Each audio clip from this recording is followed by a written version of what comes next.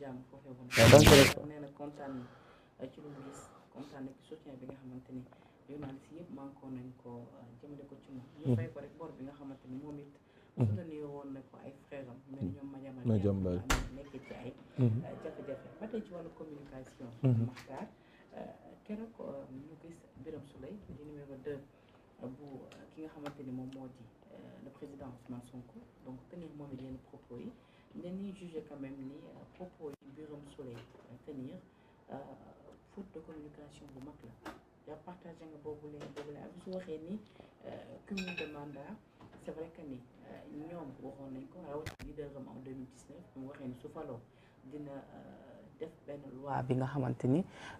quand même dina mun a dàq lépp lu ñeel wàllu cumul de fonction ci même réew donc nag finalement faluwul mais terewul ñëpp jàppee ko ni gor ca wax ja donc dañoo war a jëfee li nga xamante ni loolu lañ yàgg wax. Très bien. Pour qu'un discours soit beau, il faut qu'il le soit en sens et en style. C'est ce que disait Idrissa Seck et c'est très important. Déglu naa ko avec beaucoup de regret. Arrogance tel na trop ci moom. Arrogance tel na trop ci moom. ba muy waxee ni je me rappelle encore, j'ai le souvenir frais dans un plateau avec Maïmouna MNF quand il disait que Ousmane Sonko bu bàyyi woon politique tey damay bàyyi suba man moomu dugal ci politique. Ousmane Sonko boobu dugal ko ci politique moo ne moom day xeex cumul mandat ne bu doon moom la du ko def.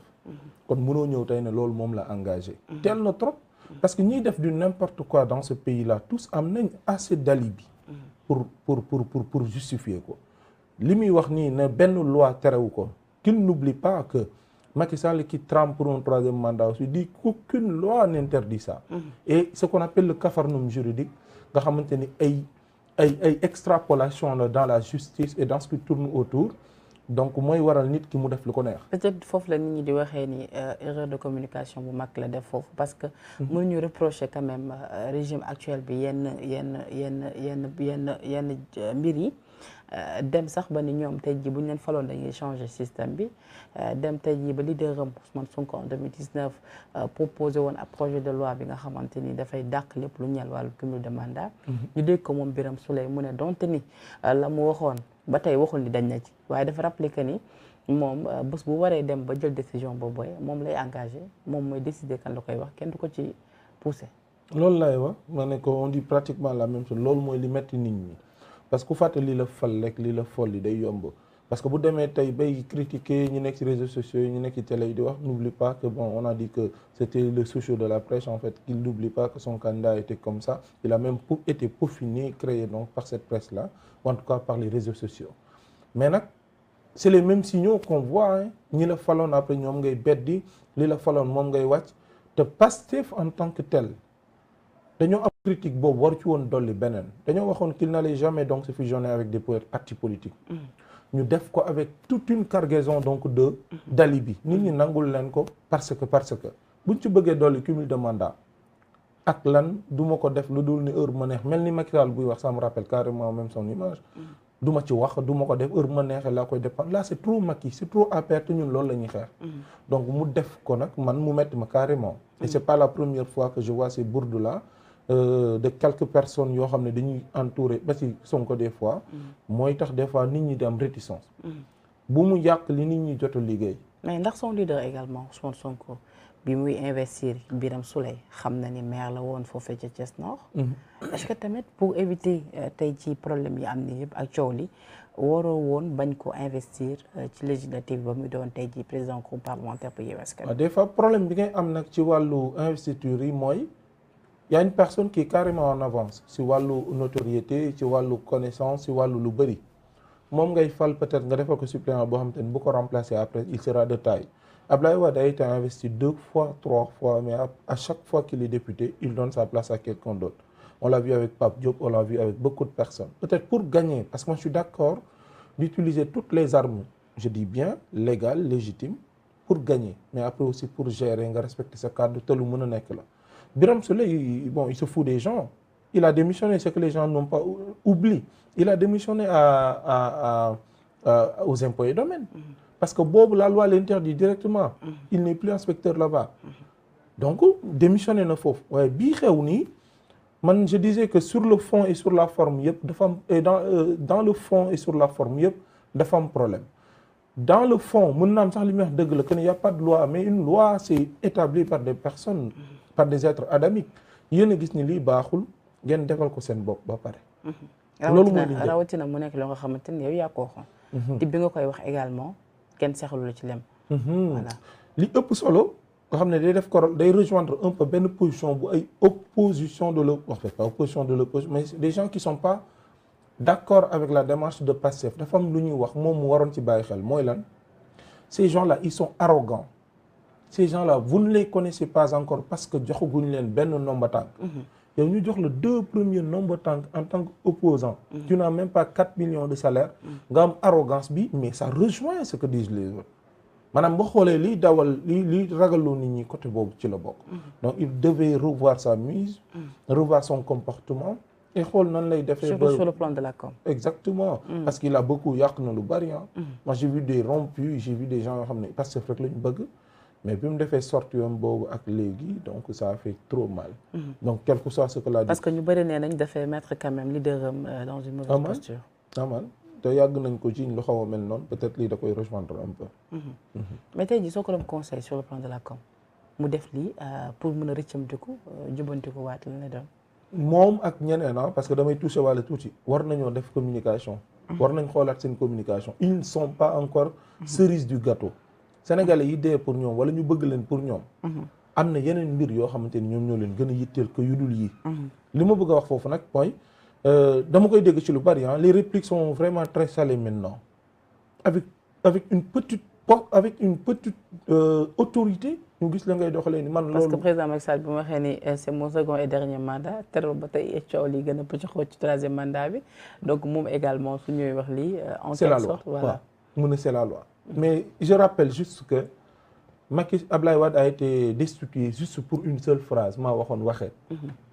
Macky Sall est aujourd'hui attaqué quel que soit le xam nga Macky Sall il a fait un bilan matériel quel que soit tout ce qu'on puisse dire mais c'est le bilan moral et quand je parle de morale je vais au-delà de la lettre mais de l'esprit des lois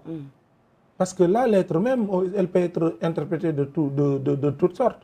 mais c'est l'esprit des lois la moralité voudrait que li nga xamante ni waxoon nga ko ce que disait donc l'adage ce qu'une autorité africaine dit 3 fois en Afrique est considéré comme un établi comme une loi mais li nga wax yow ba nit ñi fonk la ci parce que attends Birame Souleye n'est pas la gënul jàng nit ñi gënul moomul nit ñi gënul ëpp ñu xam-xam mais dafa jug jëloon ay positions yoo xamante ni c'est des positions courageuses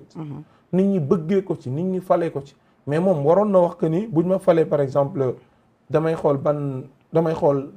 kañ heure bu ma neex laay démissionner wala heure bu ma neex du ma démissionner dans ce cas de figure peut-être am na yenn empathie yu mu am wala ay sympathisants du leen am te loolu mooy dëgg bi am na solo mais fi ma bëgg ñu daanalee Makhtar mu ñeel sa démission ci parti bi di Awalé docteur Abdourahmane Diouf lu waral tey jii nga décidé bàyyi ko nii comme ça la moo ci ñaaw lu mu la def loo métti ak tamit fan nga jëm Bon, pour docteur Abdourahmane Diouf, j'avoue que donc j'étais déterminé, je faisais partie des premières personnes à l'avoir appelé même pour qu'il crée un parti politique. Bokkoon naa ci parce que ñoo nekkoon woon Rewmi, j'étais dans la CECAR, cellule des cadres du parti Rewmi, démissionné fa après moom tamit mu démissionné fa. nekkoon bi nga démissionné dafa tombé ak Idrissa Seck bi mu rejoindre mouvance bi. Il a rejoint la mouvance 48 heures après j'ai démissionné de ce parti-là. Donc parce que man noonu lay doxee bon peut-être maa ngi góorgóorlu